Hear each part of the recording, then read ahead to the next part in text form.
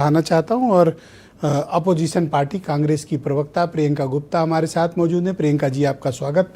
तो ये तो फिर से युद्ध शुरू हो गया, अब क्या करें? देखिए, ये युद्ध जो शुरू हुआ है, आप ये बताइए, क्या ये ट्रंप को नहीं पता था कि इस बार जो युद्ध होगा तो स्ट्रेट ऑफ हॉर्मुज बंद होगा कि नहीं होगा? ये सब कुछ पहले से डिसाइडेड होता है।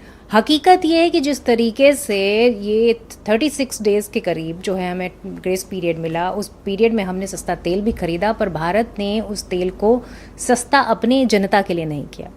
लगभग जो है 15 से 20 रुपए ऑयल कंपनियों ने कमाए, सरकार ने कमाए, पर जनता को वो तेल उसी दाम पे मिलता रहा जब वो महंगा था।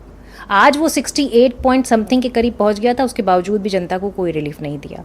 आखिर सवाल ये है कि स्ट्रेट ऑफ हॉर्मुज पे जिस तरीके का कब्जा आज ईरान ने कर रखा है, तो उसका जिम्मेदार कौन है? उसका जिम्मेदार तो अमेरिका है। अमेरिका लगातार प्रोवोक करता रहता है। अमेरिका ने इस युद्ध की शुरुआत की थी, और उस युद्ध की शुरुआत में उसने किस तरीके से मिनाप की जो छोटी बच्चियां हैं, लगभग 160 के करीब, उनके ऊपर पूरी तरीके से जो हमला किया उसमें वो मारे गए।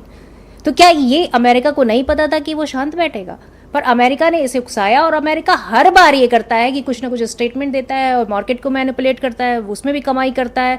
लगातार जिस तरीके से अमेरिका इस पूरे प्रकरण में देखिए कि जो है एक तरीके से मजाक करता चला है, क्योंकि अब तो मुझे लगता है कि स्ट्रेट ऑफ हार्मुज बंद है, इसके साथ हमें जीना स्वीकार करना पड़ेगा, एक्सेप्ट करना पड़ेगा। देखिए, सबसे बड़ी चीज है, अमेरिका इस कंडीशन में नहीं है कि वो लंबे समय तक इस युद्ध को कंटिन्यू करे।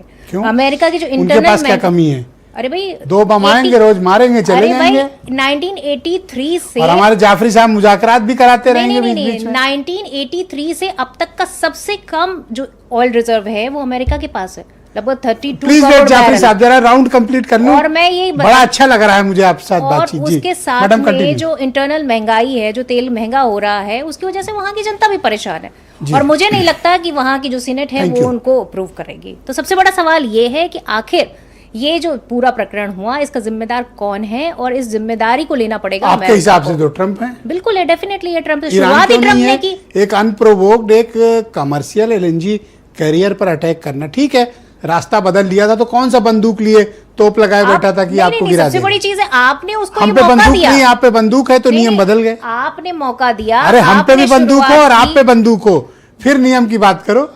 एक कमर्शियल व्हीकल पर हमला। आप ये बताइए, मिनाप की जो बच्चियां थी छोटी, वो कौन सा प्रोवोक कर रही थी आपको कि आपने वहां पर हमला कर दिया और 160 बच्चियों को मार दिया? तब आपको नहीं समझ में आया ह्यूमैनिटेरियन ग्राउंड क्या था, तब आपको नहीं समझ में आया कि क्या था। तो वास्तविकता ये है कि आपको वैसे भी ये पूरा, अरे मैं कोई ट्रंप का समर्थक नहीं हूँ, आप मुझसे क्यों लड़ रही हैं? नहीं है, ट्रंप खुद फंसे हुए हैं, वो इजराइल में दबे हुए हैं, और वो इसलिए हुए ऐसे मुझे ऐसे प्रोजेक्ट कर रहे हैं कि मैं ट्रंप का कोई सपोर्ट लेके बैठा हुआ हूँ। ना, ट्रंप का आप सपोर्ट नहीं कर रहे, मैं समझती हूँ, लेकिन आप ये देखिए कि इजराइल से जो ट्रंप दबे हुए हैं, क्योंकि उनका किसी से सवाल न पूछो, बस सब चाहते हैं हमारी मर्जी का सवाल करो। और अगर वो थोड़ा भी थैंक यू मैडम अपना डिसीजन बदलेंगे तो एब्स्टीन फाइल का सामने आ जाएगा।